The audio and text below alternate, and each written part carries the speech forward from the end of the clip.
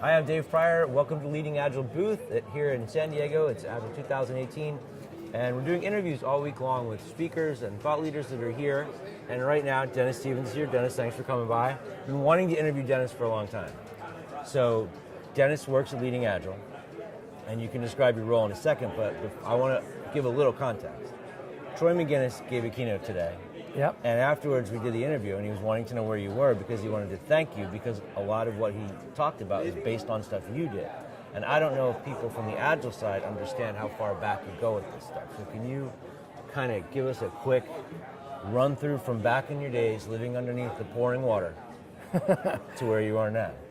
So I came into the Agile community sort of from the lean world and the theory of constraints world. So the problems that I was solving professionally were large-scale software development, product development, legacy rescue, actually delivering products for organizations. Okay, and you've got a deep waterfall. There's PMI, all that stuff. Came up. I was a PMP. I was running PMOs. I was a CIO. Okay. So I've built PMOs. I've built this model. But what I've been successful at, what I cut my teeth on, is actually getting value to the market quickly. Okay. When I discovered the Agile community, it was through a guy named David Anderson, who introduced me to Mike Kottmeyer, who's now my partner, our partner at LeadingAgile.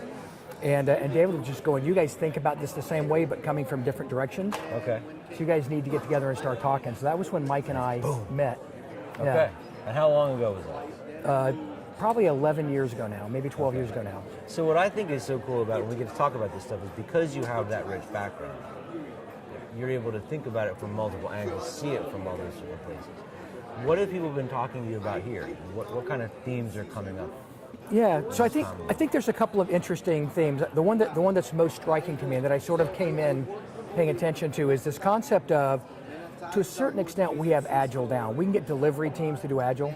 There's still some challenges about getting how Agile and DevOps and some of the product stuff fits together. Yeah. But the really interesting conversations from the companies that I've been talking to are this concept of, how do I get from strategy down into this Agile stuff? Yeah. So which is weird to me that that's still disconnected. Like when we teach 5 levels, we teach that as the top level. Yeah, I would say that organizationally, we've done a good job of reinventing how we build software, kind of the way we did it in the 80s. Right. Where it's all embedded, we're testing in real time, we're learning and adapting. We've done a pretty good job of learning how to get feedback from companies to exploit that to solve problems.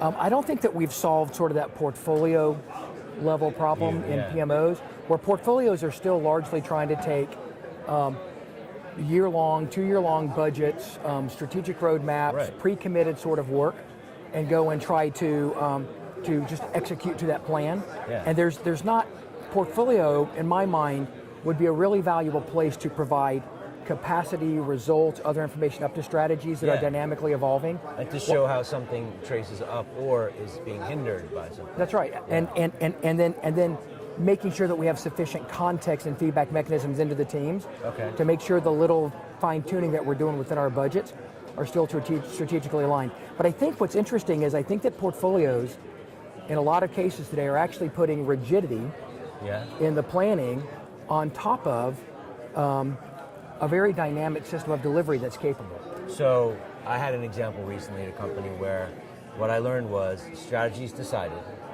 Management tells the team, this is your project, this is why or what the strategy is, this is your project, this is when it has to be done, this is all the stuff that has to be in there, do it Agile, and then no connection. And then what they wanted to know was, they kept asking me, how do I know that the feature we're working on right now has met the strategy, which without releasing it, which you can't know unless you're that tightly connected. Yeah, that unless you have a method for going and validating that, right? So you have to have some way to have the hypothesis, validate it, learn, and adjust as you're going. Agile gives us that, but our portfolio models don't facilitate that kind of interaction with our customers. I could release a feature and see how users respond to it, but then the next question would be, and how is that, when we line it up against the strategy, the response to that feature, what that feature is doing? Am I then kind of measuring it against how it fits with the company strategy? So a long time ago, in a galaxy far, far away, back when we were building business architecture models for Microsoft and stuff like that, we were talking about doing portfolio planning at an outcome basis at the capability or product level. Okay. And connecting strategy to the things we had to get better at. And one of the things that we Get knew... better at doing like as a team, not features you're kicking out to customers. Well, I have to get better at paying payroll. Okay. I believe that getting better at paying payroll, my customers will buy more product from me. Okay. If I get better at paying payroll, whatever the capability is. Okay. And I'm selling a payroll product. I think that getting better at taxation will make me more attractive in the market. Don't know it, but I can have a hypothesis at the capability level. What I ought to go fund is solving for that problem and getting really, really clear on exactly how much better do I have to get at that in order to close that gap. That's not how the world works today. Right. We budget exactly what it's going to look like, what this feature is going to be 18 months from now, and go push that into an organization. The portfolio's job in today's world, in a lot of cases, is to push that work in and then beat everybody up until it gets delivered. There's like so many things wrong with that model. The first one is those roadmaps are very often capacity and dependency unaware. Yep. So we came up with this great plan, so if we could do that, well, you can't do all that. And capability. And capability unaware. It's all about getting just... I want stuff, get it for me. Activity, we're delivering activities, not outcomes. Right. So a healthy Agile portfolio knows how to provide information around rapid estimating and planning for making your strategy capacity aware, dependency aware, and clarifying the hypotheses that we're testing in the market to achieve our strategy. And then it works within the system of delivery to make investments to do the smallest thing necessary to execute on that strategy. So who's going to help the company? I mean, like what part of the company would focus on this? Well, because management saying, this is the thing, I've decided we need this. In most and the teams just execute stuff. Yeah, in most organizations today, the portfolio team is operating from sort of waterfall sort of portfolio planning. I hate that term, but really to me waterfall, other than Agile, is we're not getting feedback and adapting. It's not about how much planning you're doing. It's about using feedback to adapt. So the portfolio is not using a feedback mechanism to inform the strategy, to monitor and leverage the system to work on that strategy. They're taking orders, breaking it down and shoving it into the system. And executing. So where this should belong. And the understanding of feedback is not that it goes back upstairs, it's to build this thing better. Yeah, that's right. That's right. So what we want to do is we want to be able at that level to go, so what we've got SDLCs, we've got portfolio built by PMOs, following models which they believe we're using to reduce risk, but they're focused on reducing the risk to them. They're reducing their survival in the company. They're reducing the risk of not delivering on the budget and the schedule. And that's what they're designed to do. But the problem is the leverage in the organization is not in the risk of the schedule and the budget. The leverage in the organization is the risk that we don't solve the strategy with the limited resources that we have available. The risk is you're not doing what the company needs you to do, you're just keeping your job. And it's impossible to know up front exactly what that's going to be, particularly when you're budgeting 12, 14, 18 months out. So, can we stick on the PMO for a minute? Yep. All right.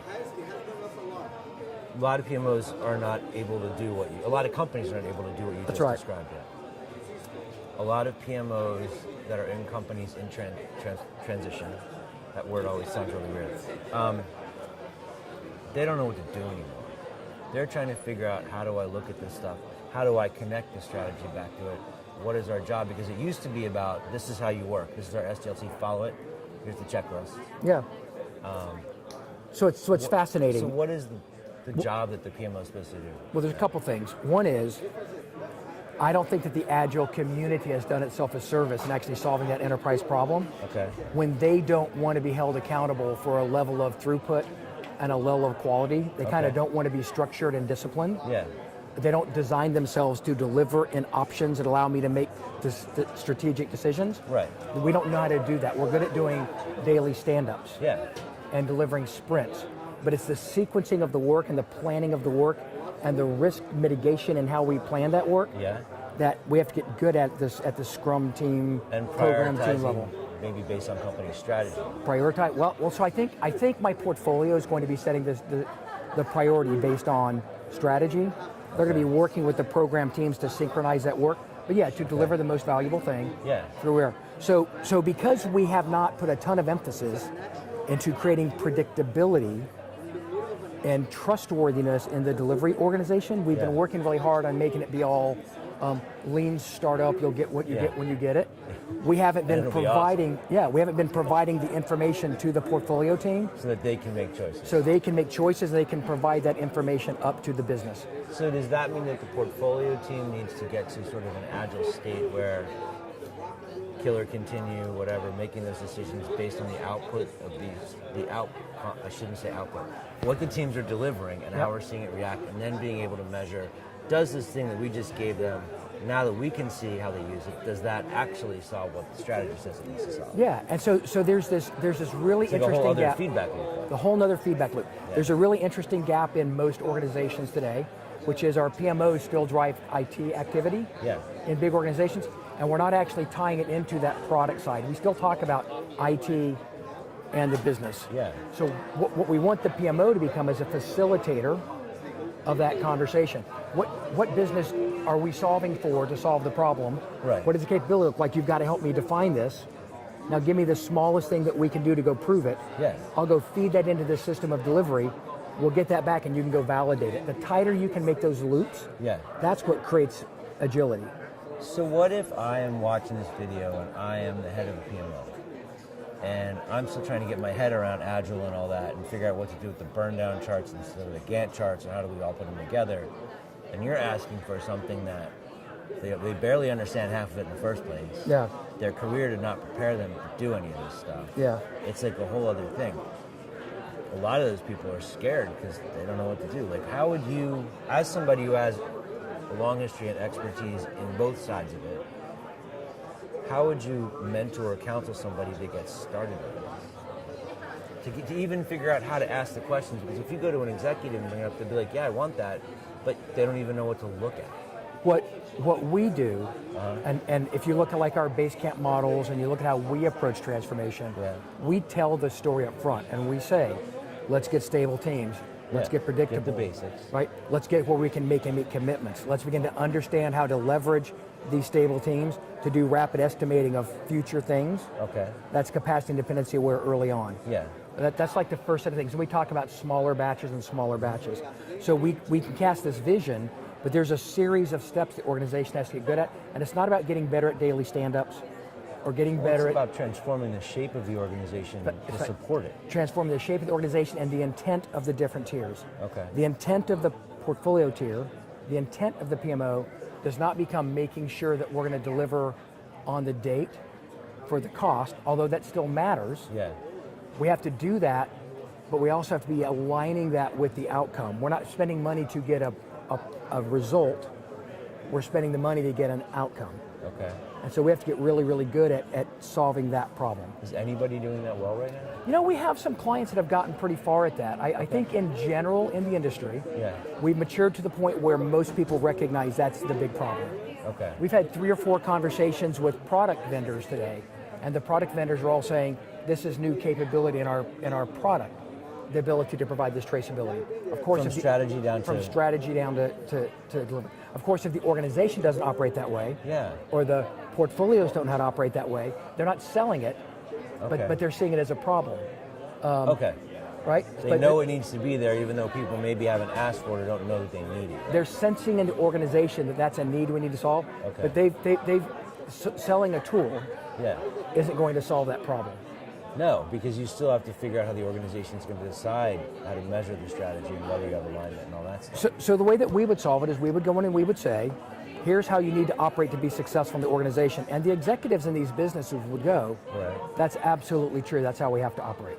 What do we do differently? And we'd go, stabilize your teams, understand how to become capacity aware, get a really stable, predictable system using Agile, but predictable to outcomes, and then start to leverage this smaller batch, better feedback system through this lens of capabilities or products to have strategic conversations with the business. So it's really about rising this up. 5-10 years ago, it was all about getting the team to deliver. The last several years, it's been all about getting the product management integrated with the delivery team. The next tier is using the portfolio tier to integrate with the business. The challenge is we have the same organizational boundaries to overcome we did with SDLC and the software development organization 10 years ago. We have the same organizational barriers to overcome that we did with the product management, being independent from the product. Now we've got to get the strategy integrated into the system. Okay. So I want to sort of shift gears a little bit. I agree with everything that you're saying. That is a gap. And even I see that in my classes now. Like, it comes up. And you're saying we've basically solved how to make Agile work, which maybe. The interview I did with Ron and Chet, they were talking about how we still haven't really fixed the fundamental problem of not treating developers like crap all the time and pushing work on them. So it's like there's a new problem, and we got this thing, but the thing that was supposed to, the problem that was supposed to fix, it didn't really fix that. That's exactly right. Yeah, because the portfolio today, in general in organizations, is still about taking a capacity unaware, dependency unaware, giant batch of work, just make it happen, and shoving it into the system as hard as possible. Because like the belief system is tree grinder thing. Because the belief system is that developers given half a chance will just be lazy and do nothing. But what I believe, there's a couple things. This goes in a couple of interesting directions. One of them is, that's why it has to be capacity defined. The portfolio's job is to balance capacity with strategic demand. It's got to balance that. But the second thing that becomes really, really important now is the portfolio group has to manage the risk that we're not going to be able to deliver the outcomes for the dollar. So if you remember any of my risk management talks from the last 10 years, we talk about the 5 classes of risk, and I talk about the capacity of the system is the one that PMOs put all of their energy into managing. How hard are we working on this stuff? How big is this work? What's our utilization? It's the least leverageable piece of information in the system. It's going to take about as long as it's going to take to build this. It's easy to measure. The places I have leverage are in my scope. I can vary scope. I can vary the details of scope within my budget to deliver on the outcome. It's in dependencies. I can do a better job of planning my work ahead of time and orchestrating my work, so I'm not getting bottlenecked with a bunch of unresolved dependencies that we all have to wait for 3 years or 18 months or 12 months to integrate and validate. There's a ton of leverage in dependencies in every organization. Yeah, but a lot of those dependencies are kind of the structure of the organization. I mean, and we've talked about that. So we got to get the teams right. We've got to understand our architectural and technical constraints. We have to synchronize the work to minimize the risk from those dependencies inherent in an organization. Over time, we'll make economic investments to remove those dependencies. But up front, if they exist, I can't pretend like they don't exist. Right? We have to make sure that we're synchronizing the work for feedback loops. I have to make sure that I'm learning frequently if I'm building the right thing and have the ability to trim the pattern or to trim the tail when I get done, or to stop if it's a bad idea. Right? And then the last one is around technologies. We have interesting challenges today that most organizations are moving too fast to really use right technologies or leverage technology correctly. They want to go faster. That's why they buy the Agile. They go faster, but they actually end up delivering more slowly. Because all of these things, by not using the weight of them all. By not using my DevOps, by not doing CI/CD, by not building good tests, by not knowing how to do test data management, I can get code written faster, but I dramatically slow down my ability to deliver over time or maintain that code over time. And then, because we have integration becomes a critical thing in all these applications today, there's very few siloed apps being built. If I have 2 or 3 crappy pieces of code now built, because I didn't have the time to build it right, then I go back to the dependency problem. So do you think that we should be, when you were just talking about this, what I started thinking was, if we started the interview, we already know that people are trying to get a feedback loop on the product and the features we put into other people's hands. And we're talking about creating a feedback loop as to whether when those products are released, that thing is actually tying back to the strategic goals and actually meeting the strategic goals. But when you're talking about the risk stuff you just talked about, I'm also thinking there needs to be another kind of feedback loop where the company can assess how it is growing and changing to better support an environment that allows this stuff to flourish. So that's right. Anybody looking at, does anyone measure or track that in any way? Well, we are. Right? We're trying to build that in. Do we have that embedded anywhere? We have a couple of clients that did the risk stuff really, really well, that did the portfolio stuff really, really well, and they were having pretty tremendous success when they were doing it. In one case, at least that I know of, a new CIO came in with a new portfolio director, and they destroyed it all. Okay. And they went from being able to deliver stuff all the time to not being able to deliver. Right? They went back to what they'd always done. It's all about change. Well, yeah, but the system is strong, and the system is built to fight off the virus of change. That's right. And that could be a testament to how well built that organization is. I mean, it's fortified. It's a matter of not deeply understanding. Yeah. How we have to build the agile teams and design the teams to live within the constraints and goals of the organization to maximize our chances of successfully delivering the strategy. Okay. It's a complex problem. It's a big problem. And nobody's looking at that whole stack from top to bottom. And it's being solved. People are starting to see it as an issue. It seems like there's new problems people are discovering because, like you said, the basics are kind of, we got that down. And they're kind of open and not fixed yet.